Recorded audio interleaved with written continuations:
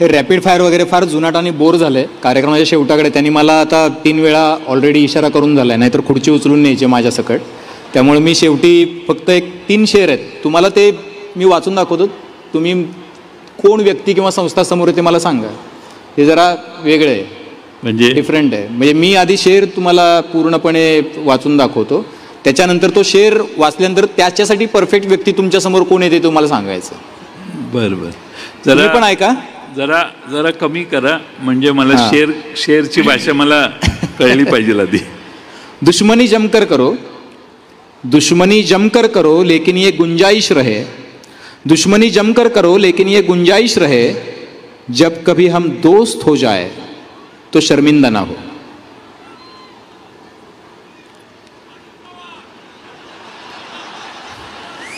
ह्यांनीच उत्तर दिलं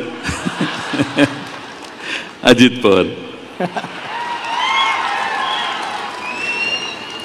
हर आदमी में होते हैं 10-20 आदमी, म्हणजे प्रत्येकाच्यात वेगळी रूपं असतात.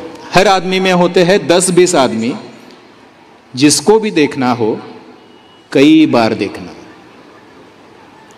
देवेंद्र फडणवीस. शेवटचा शेर आहे. कुर्सी है तुम्हारा ये जनाजा तो नहीं है, कुर्सी है तुम्हारा ये जनाजा तो नहीं है, कुछ कर नहीं सकते तो उतर क्यों नहीं जाते. आपण त्या लेवलला जायला नको, पण देवेंद्रजी, एकनाथजी आणि अजितजी हे तिघं, त्यांना जमत नसेल तर त्यांनी सोडायला पाहिजे. आत एवढी पुराची हानी झाली आहे, पण पॅकेज जाहीर करताना पूरग्रस्तांचा न्याय झाला आहे असं वाटत नाही, कारण आकडे आणि माहिती वेगळी येते. त्यामुळं पाहू आता काय नक्की उलगडा होईल थोड्या दिवसाने. हातात शेतकऱ्याच्या ज्याची जमीन खरवडून गेली, ज्याचं पूर्ण पीक नुकसान झालं, ते आता पाहायला पाहिजे. आता एवढ्या मोठ्या प्रमाणात 2दा पूर बघितले, पण 2दा पूर बघितले, शेतकऱ्यांचं नुकसान भरून द्यायला महाराष्ट्रातल्या शेतकऱ्यांना आम्ही कधी पैसे मागितले नाहीत.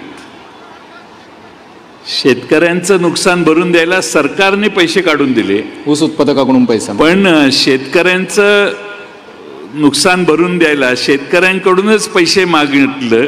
अशी पाळी 2005लाही नव्हती, 2019लाही मला नाही वाटत तसं काय कोणी केलं. मला जाताना म्हणजे अगदी शेवटी संपवताना, तुम्ही कधी रंगीत कपडे घालतच नाही का? शक्यतो नाही का? नाही, आत्ताच नवरात्र संपलं, 9 रंग होते, पण तुम्हाला कधीही बघितलं तरी तीच चप्पल आणि तोच पांढरे कपडे, म्हणून विचारले मी. हा, ते म्हणतात रंग बदलणारे माणसं नाही, कपडे हरकत नाही घालायला.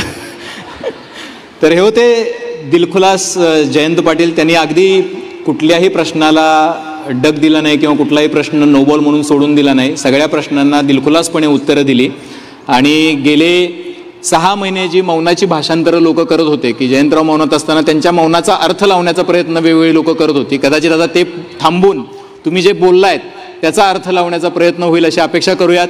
ईश्वरपूरकरांनी, इस्लामपूरकरांनी ही मुलाखत अत्यंत शांतपणे लक्ष देऊन, सगळ्यात महत्त्वाचं लक्ष देऊन आणि प्रेमानं ऐकलीत, त्याबद्दल खूप खूप आभार तुमचे सगळ्यांचे.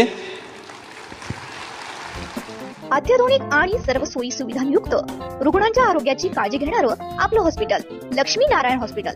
संपर्क 023 42 22 57 75.